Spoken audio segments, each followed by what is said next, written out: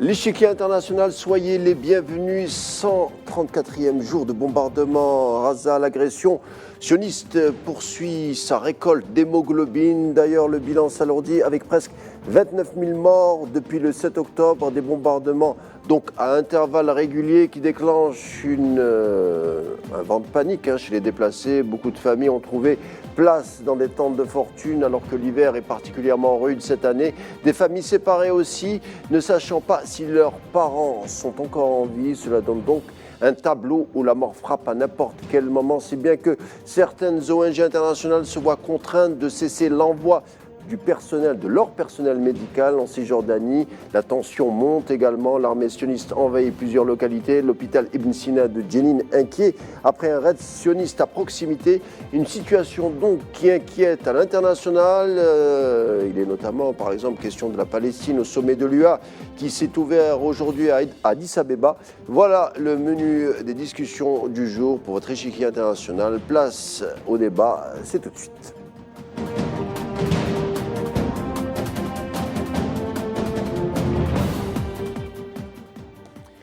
134e jour de bombardement, l'enclave Razaoui continue d'être réceptacle de bombes. Les conséquences, les perspectives, avant de tenter d'y répondre, d'un chiffre qui émane de l'UNICEF.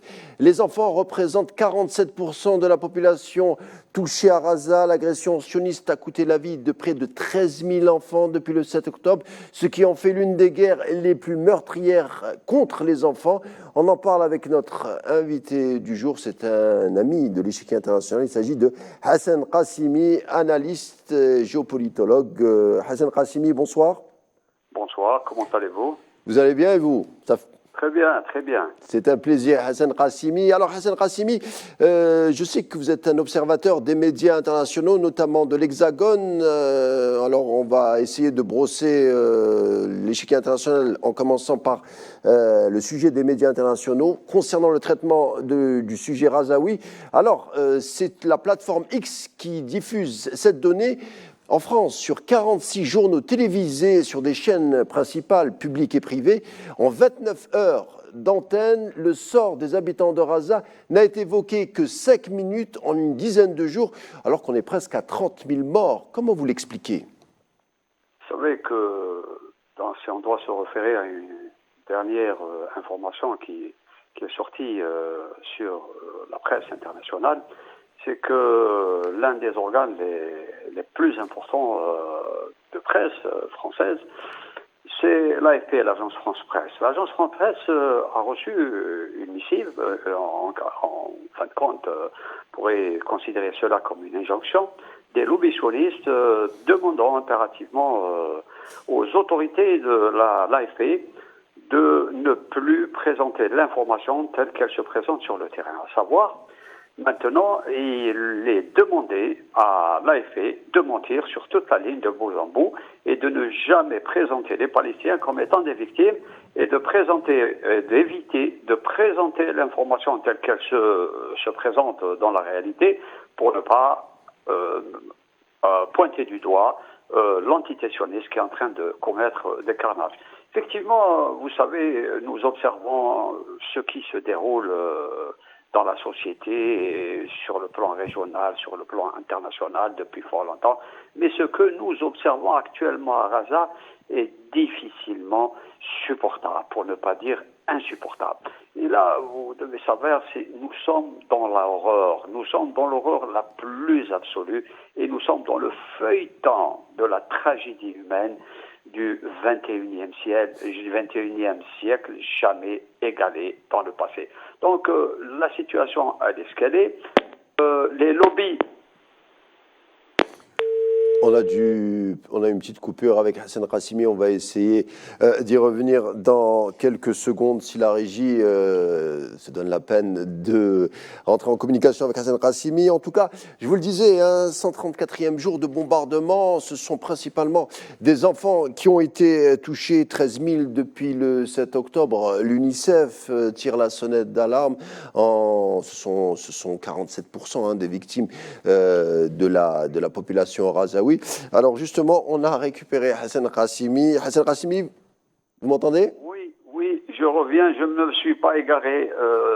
On est heureux. Voilà, donc pour continuer un peu le fil de mes idées, c'est que pourquoi l'information occidentale en France, aux États-Unis, en Allemagne ou en Angleterre, pourquoi l'information qui se présente sur le terrain à Gaza n'est pas rapportée telle qu'elle au niveau de la presse occidentale.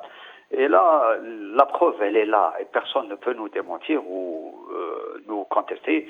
Et il y a eu des écrits des lobbyistes faisant injonction à l'AFP, à la presse française et aux télévisions françaises de verrouiller l'information et de la calibrer, de la formater en fonction, bien sûr, des injonctions et des formulations sionistes. Et là, à Gaza, il faut absolument, pour les lobbies sionistes, présenter ce qui se passe comme étant pour l'entité sioniste une légitime défense et présenter, bien sûr, ce qui se passe à Gaza comme étant une guerre classique. Or, tous ces éléments d'information sont faux. Vous devez savoir que un colonisateur qui occupe un territoire de manière indue et illégale ne peut pas se prévaloir du droit de se défendre, et encore plus, un occupant ne peut pas se prévaloir de la légalité ou de la légitimité. Et là, ce sont bien sûr des principes et des règles qui passent sous silence dans la communication occidentale. Et alors, là, si on doit dire quelques mots sur ce qui se passe actuellement à Gaza, malheureusement, vous devez savoir que les organisations internationales ont été neutralisées par les lobbies sionistes dans leur ensemble. Et je vais vous donner un exemple édifiant. Au niveau de la Cour de justice internationale, vous devez savoir que le seul magistrat qui a voté pour Israël, sur les 12 magistrats, c'est le magistrat qui a voté pour Israël, a été promu dernièrement comme vice-président de la Cour internationale de justice. Vous devez savoir que ce qui se passe actuellement dans ces organisations qui sont censées représenter la justice internationale, les dés sont pipés, le jeu est vendu, comme nous le disons de manière populaire chez nous en Algérie, et là, croyez-moi, qu'il sera très très difficile sur le plan international de défendre les positions justes et justimes de la Palestine. Mais là, il y a un élément imprévu qui sort un peu... On va en parler à Hassan Qassimi, mais je voudrais... Qui sort un peu... comme on peut dire de manière un peu populaire, qui sort du maquis, c'est les opinions publiques internationales. On va en parler justement. Alors oui. Justement, le Premier ministre Netanyahou, vous évoquiez à l'instant la Cour internationale de justice qui ne peut pas ignorer certains faits, puisque le Premier ministre Netanyahou a demandé aux Palestiniens de se masser au sud, un sud qui serait désormais, selon lui, il y a quelques jours, une zone dite sécurisée. Mais cela n'a jamais été vérifié ou consacré au vu des derniers événements. Et surtout, quand on voit par exemple les cratères des bombes sur Rafah, Rafah a été le réceptacle de bombes alors que Netanyahou disait que c'était une zone sécurisée. Je vais vous dire une chose, que Netanyahou est le plus grand menteur du monde. Et il y a une grosse blague qui circule à son sujet à Israël et qui dit, qui se pose dans cette blague, on dit toujours « Comment faites-vous pour connaître Netanyahou qu'il est en train de mentir ?» La réponse, elle est toute simple, c'est quand ses lèvres bougent. Quand les lèvres de Netanyahou bougent, ça veut dire qu'il est en train de mentir. Donc Netanyahou est le plus grand menteur de la planète. Au début de la guerre, il a demandé aux Palestiniens du nord de Gaza de rejoindre le sud pour les mettre en sécurité. Puis, quand ils se sont déplacés au sud, il a bombardé le sud de Gaza, puis il leur a demandé de se déplacer à Arafat pour se mettre en sécurité. Il est en train de bombarder Arafat actuellement, et il est en train de commettre l'ultime génocide. Vous devez savoir qu'il y a eu plus de 2000 génocides depuis les 4 derniers mois qui ont été commis à Gaza. Donc, nous sommes en présence de l'extermination, il ne faut pas avoir peur de dire les mots. Et là, je voudrais apporter une petite critique, même si les décisions de justice ne doivent pas être critiquées. Mais là, je vais vous dire ce que je pense de la résolution de la Cour de justice internationale. Elle aurait pu aller plus loin dans son raisonnement, d'autant plus qu'elle a mis en place tous les éléments du génocide figure dans sa résolution, mais elle n'est pas allée plus loin. Elle aurait pu demander l'arrêt immédiat des bombardements à Gaza pour mettre en œuvre l'un des points les plus importants de cette résolution, à savoir acheminer de l'aide, des secours et de l'assistance aux populations gazaouis. En l'absence de l'arrêt des bombardements, vous devez savoir qu'il est impossible d'organiser des missions de secours, des missions humanitaires. Et là, toutes les ONG, je vous donnerai le cas des ONG médicales qui se sont déplacées avec tout leur staff à Gaza, n'ont pas pu rentrer à Gaza pour la simple raison que les bombardements se poursuivent et qu'ils empêchent l'entrée des vifs, l'entrée des médecins, l'entrée de l'assistance humanitaire. Et là, vous devez savoir que l'entière responsabilité pèse sur le Conseil de sécurité. Dernièrement, l'Algérie a introduit à l'ordre du jour de ce Conseil la nécessité de prendre rapidement une résolution devant arrêter les bombardements, devant apporter une aide et une assistance humanitaire à ces populations, une aide et une assistance d'urgence à ces populations. Les Américains ont tout fait pour capoter une telle résolution. Et là, vous devez savoir que les Américains, à leur tête Biden, sont coupables de crimes de guerre, sont coupables de génocide, au même titre que Blinken, au même titre que tous les acteurs politiques occidentaux qui ont soutenu Netanyahou. Alors vous me tendez la perche, Hassan Qassimi. Parlons des Américains justement. Le gouvernement Biden se prépare à envoyer des armes et des bombes à guider laser qui viendront nourrir l'arsenal militaire sioniste. Alors d'un côté, dit-on que les mêmes États-Unis feraient pression pour un cessez-le-feu, information recueillie par le Wall Street Journal, citant d'ailleurs des responsables américains actuels et anciens à la retraite. Et puis d'un autre, on voit des Américains, des décisionnaires américains qui alimentent les soldats américains, les soldats sionistes, les bombardiers sionistes. Parlez-nous de cette partition de Washington concernant cette agression sioniste pour qu'on comprenne, Hassan Qassimi. Quel jeu joue Washington exactement? Vous savez que les Américains, depuis le début de cette guerre, à savoir Biden et Blinken est, en fin de compte, on pourrait le considérer comme étant l'ambassadeur d'Israël aux États-Unis. Le ministre, et non pas le ministre des Affaires étrangères des États-Unis. Et là, le phénomène le plus grave que nous pouvons un peu relever et formuler une observation au sujet du président Biden, c'est que nous assistons à une carence de pouvoir au niveau de la Maison-Blanche. Nous sommes en présence d'un président qui est atteint de graves déficiences mentales. Et ce n'est pas moi qui le dis, c'est pratiquement les grands experts américains. Notamment le procureur Robert Hurt. Le dernier rapporteur spécial qui a fait des conclusions édifiantes au sujet de l'état de santé, des déficiences cognitives du président de la République Biden, qui est incapable de diriger le pays, qui est incapable d'assumer ses missions constitutionnelles. Et là, en l'absence, et il faut le dire, il faut avoir le courage de le dire, qu'il y a une carence, une vacance de pouvoir au niveau de la Maison-Blanche. Alors qui dirige Laissez-moi arriver, je vais arriver. Et en l'absence d'un président de la République qui assume ses missions constitutionnelles pour défendre d'abord en premier lieu les intérêts de l'Amérique et aussi pour défendre aussi la justice sur le plan international. N'oubliez pas que l'Amérique a été fondée sur de grands principes de liberté, d'égalité, de justice. Et ce sont tous ces principes universels qui ont fait la grandeur de l'Amérique, qui sont actuellement bafoués, qui sont un peu actuellement détruits et qui nuisent au prestige et à la respectabilité de ce grand pays qu'est l'Amérique. Et là, ce sont les lobbies sionistes qui ont pris en otage le pouvoir au niveau de la Maison-Blanche, qui ont pris le pouvoir au niveau du complexe militaro-industriel et qui ont pris le pouvoir au niveau du Congrès et du Sénat. Et là, c'est très dangereux parce que nous sommes en présence de l'aile des faucons ultra-conservateurs et belliqueux, guerriers, qui sont en train de mener l'Amérique à la dérive, comme ils ont mené l'Europe dans la guerre d'Ukraine à la dérive.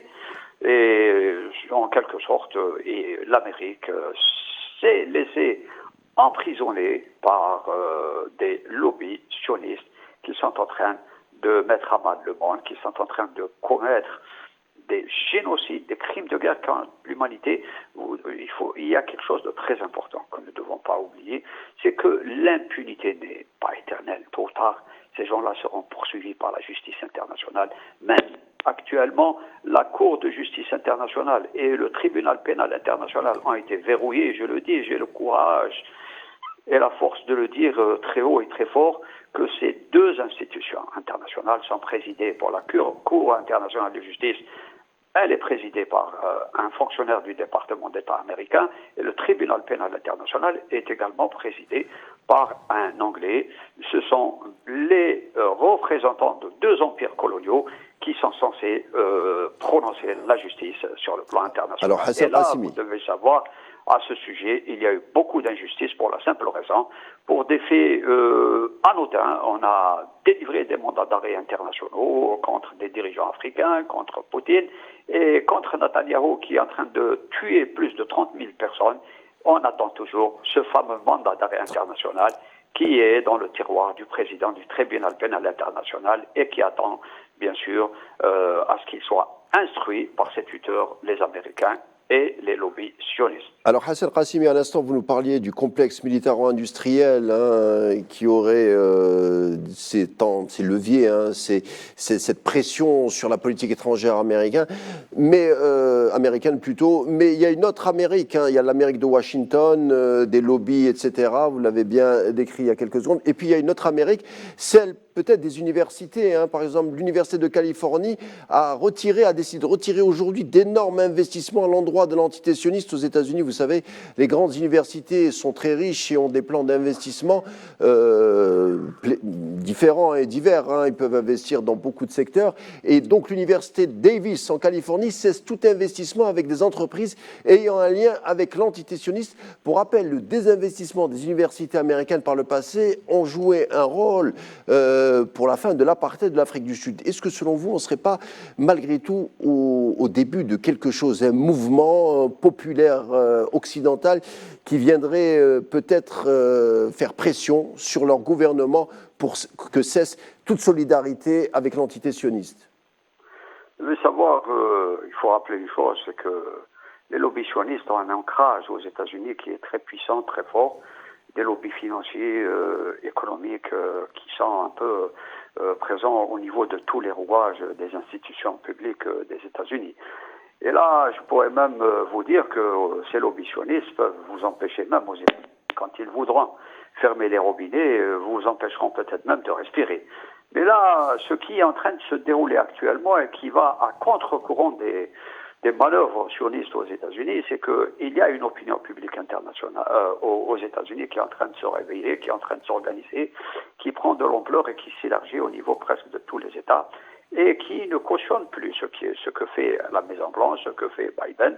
Et dans ce qui arrive, vous devez savoir que les lobbies sionistes vont sans aucun doute sacrifier le président Biden pour lors des prochaines élections, et le plus grand perdant, ce sera le parti des démocrates qui n'aura aucune chance de passer. Même si Trump actuellement est poursuivi par une série de casseroles sur le plan pénal qui risquent un peu de le délégitimer et risquent d'avoir aussi des décisions de justice. Vous devez savoir que la justice ne sera pas au nom de la loi aux États-Unis, elles seront au nom au nom de la puissance de l'argent. Donc, pour être clair et pour dire que la liberté ne sont pas ces valeurs universelles qui font un peu le respect des nations. Donc, Dernière question. La liberté aux États-Unis est fortement instrumentalisée.